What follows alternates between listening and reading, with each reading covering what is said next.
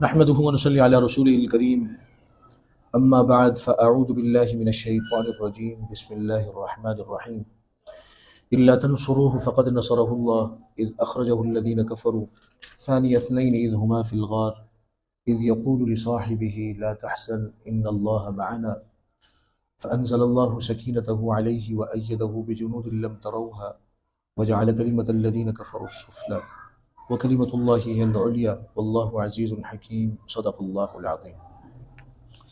یہ سورۃ التوبہ ہے اور آیت نمبر 40 ہے۔ سورۃ التوبہ آیت نمبر 40۔ مفسرین کے ہاں اس آیت کریمہ کو آیت الغار کہتے ہیں، آیت الغار کہتے ہیں۔ اس آیت کریمہ میں یہ مہینہ جمادی الثانی کا ہے۔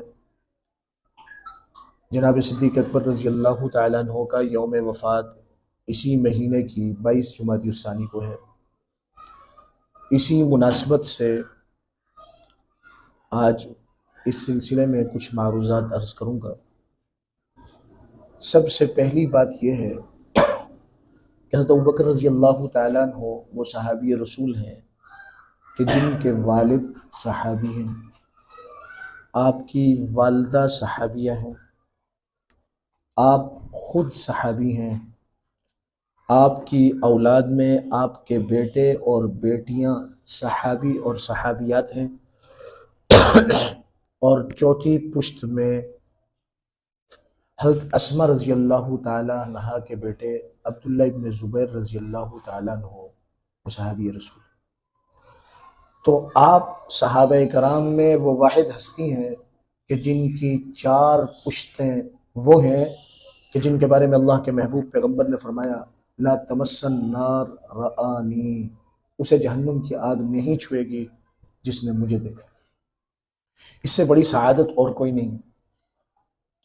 اس آیت کریمہ میں اللہ تبارک و تعالی نے ہجرت کے سفر کا تذکرہ فرمایا، اور ہجرت کے سفر کا تذکرہ کرتے ہوئے اللہ تبارک و تعالی نے جو صفات جناب صدیق اکبر کی گنوائی ہیں، جو فضائل اور مقام گنوایا ہے، دیگر صحابہ کرام کو اس کا عشر عشیر بھی ان کے کھاتے میں نہیں، کیونکہ ہمارا یہ ایمان ہے کہ تمام صحابہ کرام نے نبی علیہ السلام سے فیض حاصل کیا ہے۔ اس فیض حاصل کرنے میں کسی نے زیادہ فیض حاصل کیا ہے، کسی نے ان سے کم، تو اللہ تبارک و تعالی نے سب کے مراتب کو بھی بیان فرمایا ہے، اور تمام مراتب میں سب سے بڑا مرتبہ نبیوں کے بعد سب سے افضل انسان ہونے کا ہے، اور وہ مرتبہ جناب صدیق اکبر رضی اللہ تعالیٰ عنہ کا۔ اللہ تبارک و تعالیٰ نے اس آیت میں الا تنصروہ، اگر تم اس کی مدد نہیں کرو گے، رسول کی مدد نہیں کرو گے تو ان کا کوئی نقصان نہیں ہے۔ فقط نصرہ اللہ، اللہ ان کی مدد کر چکا۔ اور کب کی اللہ نے مدد؟ اذ اخرجہ الذین کفروا، جب کافروں نے انہیں مکہ سے نکالا۔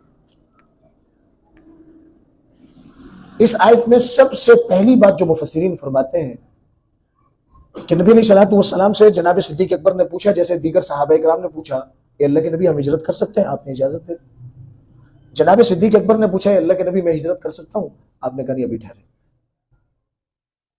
پھر وہ وقت آیا کہ جس دن کفار نے یہ پلاننگ کی کہ تمام قبائل کے لوگوں میں چیدہ افراد، ہر قبیلے کا ایک فرد آئے، ہم سب مل کر محمد الرسول اللہ کو قتل کریں، نعوذ باللہ، تاکہ قریش ہم سب سے بدلہ نہ لے سکے۔ جب یہ رات آئی تو نبی کریم صلی اللہ علیہ وسلم نے اپنی جگہ امانتوں کے لیے، ان کے دینے کے لیے، ادا کرنے کے لیے حضرت علی رضی اللہ تعالیٰ عنہ سے کہا کہ آپ میری جگہ آرام کریں، اور صبح لوگوں کی امانتیں لٹا کر ہمارے ساتھ آ جائیں، اور خود نکلے، اور نکل کر جناب صدیق اکبر رضی اللہ تعالیٰ عنہ کے گھر پہنچے۔ ایک بات تو یہ پتہ چلتی ہے کہ اللہ کے حکم سے آپ نے حضرت ابوبکر رضی اللہ تعالیٰ عنہ کو اپنا رفیق ہجرت بنایا، اپنی مرضی سے۔ اگر اللہ کے نزدیک حضرت ابوبکر رضی اللہ تعالیٰ عنہ سے زیادہ مخلص، صادق الایمان، نبی کا رفیق، نبی کا عاشق، اس کے علاوہ کوئی اور ہوتا تو اتنے کڑے اور نازک سفر میں کہ سارا کفر آپ کو تلاش کر رہا ہے، اللہ کسی اور کو آپ کا رفیق بنا تھا. اور یہ کٹن سفر تھا، غار سور کی طرف جانے کا سفر تھا. اور اس سفر میں بہت سارے مشاہدات ایسے ہوئے کہ نبی کے بعد مرتبے والا ہے ہی ابو بکر. چنانچہ ان سنگلاخ پتھروں کے اس چڑھائی میں جب اللہ کے محبوب پیغمبر کو پریشانی ہوئی تو نبی علیہ الصلوۃ والسلام کا بوجھ اپنے کندھوں پر آپ کو بٹھا کر سفر کیا. آج ہم پیدل وہاں جبکہ راستہ ہموار ہو چکا، ہمارے لیے وہاں جانا مشکل لگا. رسول نبوت کا بوجھ اپنے کندھوں پر اٹھایا اور نبی علیہ الصلوۃ والسلام کو بحفاظت غار ثور میں پہنچا. اور صرف آپ اکیلے نہیں، آپ کا سارا خاندان اس میں لگا رہا. چنانچہ آپ کے بیٹے انہیں جاسوسی کے لیے مقرر کیا کہ پورے علاقے کی خبر ہم تک پہنچاتے رہے. اور آپ کی بیٹی اسما سے کہا گیا کہ جب تک ہم غار ثور میں ہیں کھانے کا انتظام آپ نے کرنا. سارا صدیقی گھرانہ نبی کی حفاظت. کیا صدمہ اور افسوس ہوگا جناب صدیق اکبر کو کہ اس امت کا کوئی بدبخت بد نسل جناب صدیق اکبر رضی اللہ تعالیٰ عنہ کے بارے میں ایسی کوئی بات کرے کہ جناب صدیق اکبر نے نبی کے خاندان کے ساتھ اچھا کیا. ایک بات تو اس آیت کریمہ سے یہ معلوم ہے. دوسری بات، حضرت علی رضی اللہ تعالیٰ عنہ فرماتے ہیں، حضرت علی رضی اللہ تعالیٰ عنہ فرماتے ہیں کہ اس آیت میں اللہ نے ساری امت کو ڈانٹا. اللہ تنصروہ، اگر تم رسول کی مدد نہیں کرتے تو نہ کرو، ان کا کوئی نقصان نہیں. ساری امت کو ڈانٹا. اس وقت جو تھے سب کو ڈانٹ تھی. اور اللہ تنصر فقد نصرہ اللہ، صرف ایک ذات ایسی تھی جس کا اللہ نے استثناء کیا کہ اس کے ذریعے اپنی نبی کی مدد کروائی، وہ جناب صدیق اکبر. باقی ساری امت کو ڈانٹا گیا اور جناب صدیق اکبر کا استثناء کیا کیونکہ ان کے ذریعے اللہ نے اپنے محبوب پیغمبر کی مدد کروائی. اذ اخرجہ الذین کفروا. تیسری بات، اس آیت کریمہ میں لفظ ہے ثانی اثنین. ثانی اثنین، ان دو میں کا دوسرا. یہ جو ثانی اثنین کا لفظ ہے اس سے ظاہر ہو رہا ہے کہ پیغمبر کے بعد اگر کسی کا مرتبہ یا کوئی ہے تو وہ جناب صدیق اکبر. پیغمبر کے ثانی جو ہے وہ ابو بکر. اور یہ بتلا دیا کہ نبی کے بعد خلیفہ ابو بکر ہوں گے کیونکہ بادشاہوں کے خلیفہ ہوا کرتے ہیں. ثانی اثنین. اور ایک لفظ ہے اس سے نبی بھی مراد ہیں اور صدیق اکبر بھی. لفظ ایک. اسی ثانی اثنین میں اللہ نے دونوں یاروں کو ایک ساتھ ذکر کیا. چوتھی بات جو اس آیت سے معلوم چلتی ہے، اذ ہما فی الغار. اذ ہما، ہا میم اور الف تسنیہ کی ضمیر ہے. دو آدمی مراد ہوں تو تسنیہ کی ضمیر آتی ہے. ایک ہو تو ہو، دو ہوں تو ہما، اور بہت سارے ہوں تو ہم. اذ ہما فی الغار، اس لفظ سے ابو بکر کا یار غار ہونا ثابت ہو. ابو بکر کا یار غار ہونا ثابت. اور آپ کے یار غار ہونے کو جسے قرآن نے بیان کیا، اسی وقت سے اب تک یہ مثال معروف ہے کہ کوئی ایسا دوست جو خوشی میں بھی ساتھ ہو، غم میں بھی ساتھ ہو، صدمے میں بھی ساتھ ہو، تکلیف میں بھی ساتھ ہو، ہنسی خوشی میں بھی ساتھ ہو، محبت میں بھی ساتھ ہو. اور کوئی طوفان کھڑا ہوا تو سامنے سینہ سپر ہو کر کھڑا ہو. اس کے بعد مثال معروف ہو گئی کہ کہا گیا کہ یہ تو یار غار ہے. یہ مثال ایسی معروف ہوئی کہ ساری کائنات کے لیے جس کا کوئی ایسا دوست ہو جو ہر حال میں اس کا ساتھ دے تو اس کا لقب یہ ہے کہ یار غار ہے.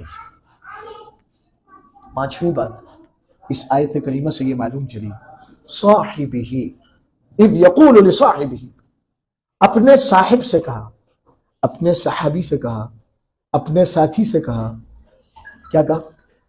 ابو بکر جو ہے آ رہے ہیں غار ثور کی طرف اور نبی کے ساتھ چلتے چلتے کبھی آگے بھاگتے ہیں کبھی پیچھے بھاگتے ہیں. کبھی دائیں بھاگتے ہیں اور کبھی بائیں بھاگتے ہیں۔ اللہ کے نبی نے پوچھا ابو بکر مسئلہ کیا ہے؟ کہا میرے محبوب جب آگے جاتا ہوں تو اندر دل کو کچھ ہوتا ہے کہ پیچھے سے کوئی آپ پر وار نہ کرتے تو پیچھے بھاگتا ہوں، جب پیچھے جاتا ہوں تو پھر دل میں کچھ ایسی کیفیت پیدا ہوتی ہے کہ دائیں طرف سے کوئی وار نہ کرتے پھر ادھر بھاگتا ہوں، جب ادھر پہنچتا ہوں تو بائیں طرف کی طرف دل میں کچھ ہوتا ہے کہ میرے محبوب کو ادھر سے کوئی تکلیف نہ پہنچا تو پھر ادھر بھاگتا ہوں۔ جب غار میں پہنچے تو کفار غار کے سامنے آ گئے کفار۔ اب اللہ کے محبوب پیغمبر ہیں، جناب صدیق اکبر رونے لگے۔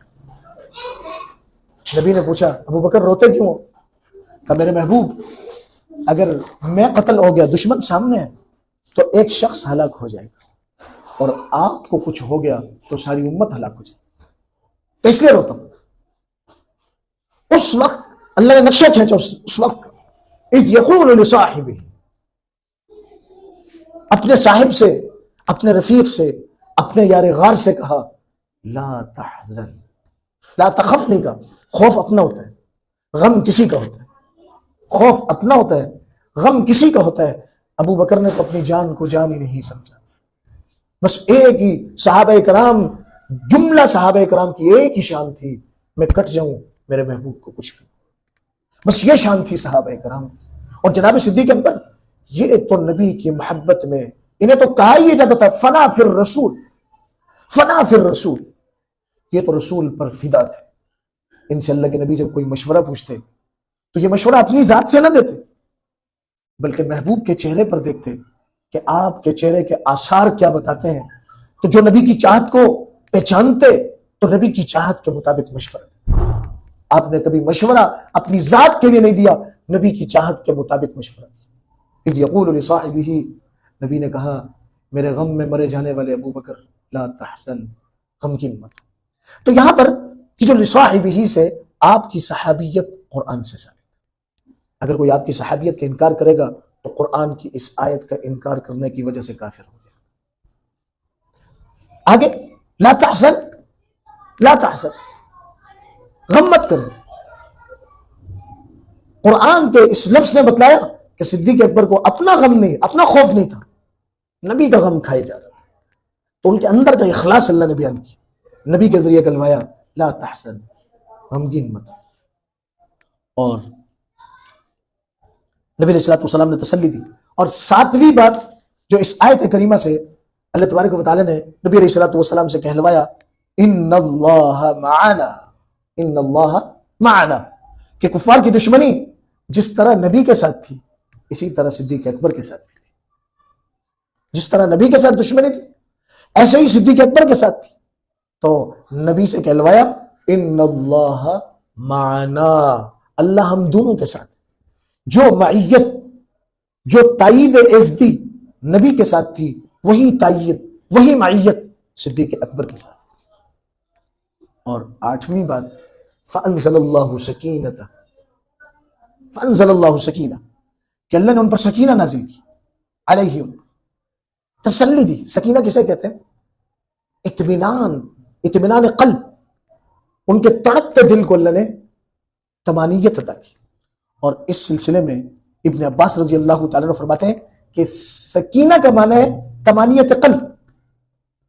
اور علامہ ہروی رحمہ اللہ فرماتے ہیں کہ اللہ کا سکینہ جس پر نازل ہو، توجہ سے بات سنیے، سکینہ جس پر نازل ہو، تو یہ جو اللہ کی طرف سے خاص اطمینان قلب جس کو سکینہ کہتے ہیں، فرمایا کہ یہ تین چیزوں کا مجموعہ ہے۔ نمبر ایک نور، نمبر دو قوت، نمبر تین روح۔ نور، قوت، روح، اللہ کا سکینہ جن پر نازل ہو۔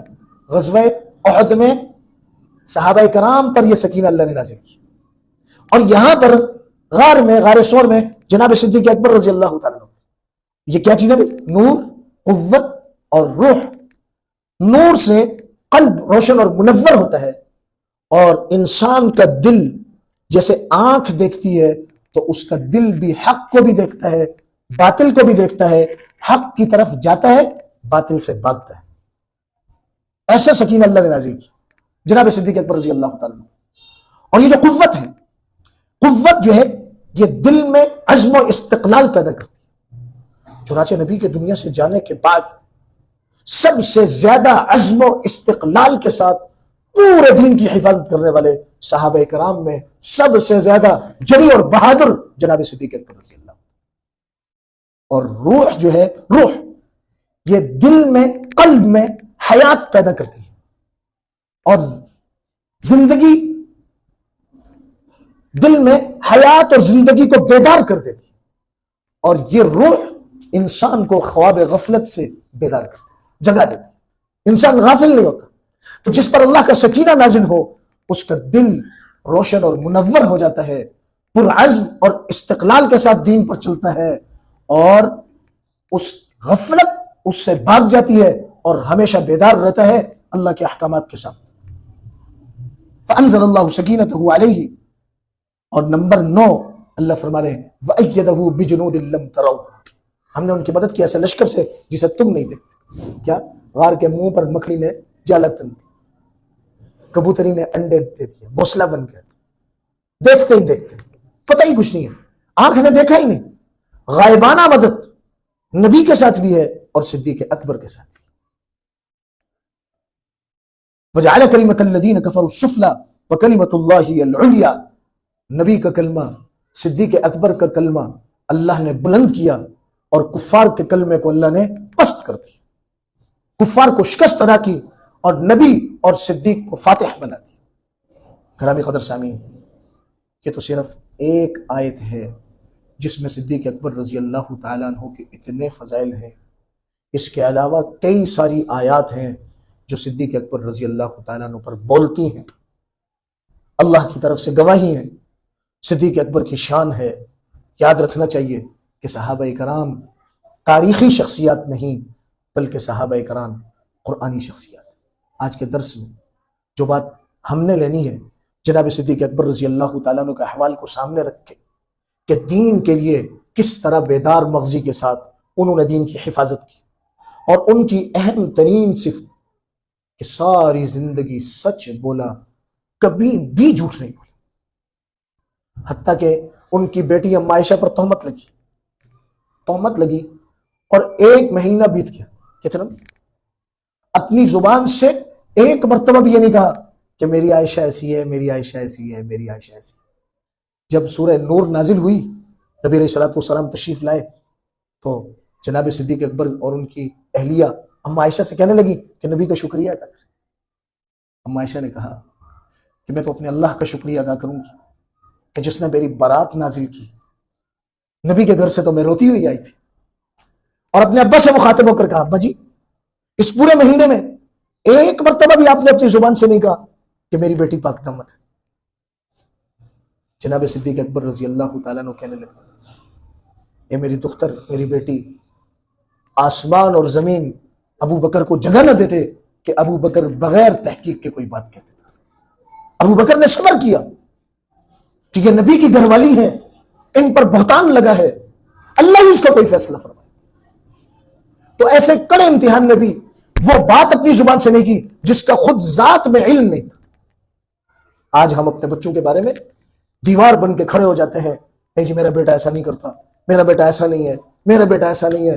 جناب صدیق اکبر رضی اللہ تعالیٰ عنہ نے ہمہ وقت اس بات کا خیال رکھا کہ ساری زندگی سچ بولا اور سچوں کے سردار بنے، اور صرف عقیدہ کے طور پر آپ سب سے افضل نہیں بلکہ قرآن میں جو رتبہ اللہ نے بیان کیا اولئک الذین انعم اللہ علیہم من النبیین والصدیقین، کوئی یہ مت سمجھے کہ یہ اہل سنت کا عقیدہ ہے کہ ابو بکر انبیاء کے بعد سب سے افضل ہے۔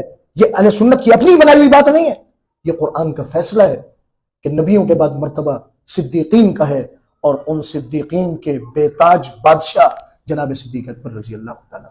ضرورت اس امر کی ہے کہ ہم یہ عزم اور تہیہ کر لیں اس مہینے میں کہ انشاءاللہ ہم سچ بولیں گے، حتی الامکان ہم سچ بولیں گے، چاہے تو ہمارا کچھ بھی نقصان ہو جائے، جھوٹ سے بچیں گے۔ اگر ہم اس کا عزم کریں گے تو صدیق اکبر رضی اللہ تعالیٰ عنہ کے فضائل اور خصائل میں سب سے بنیادی عنوان وہ سچائی کا ہے۔ اسی لیے اللہ تبارک و تعالیٰ نے آپ کو نبوت کی تصدیق کے لیے چنا۔ اللہ تبارک و تعالیٰ جو کہا سنا ہمیں صحابہ کرام سے سچی محبت نصیب فرمائے اور ان کی زندگی کے مطابق زندگی بسر کرنے کی توفیق عطا فرمائے۔ وآخر دعوانا ان الحمد للہ۔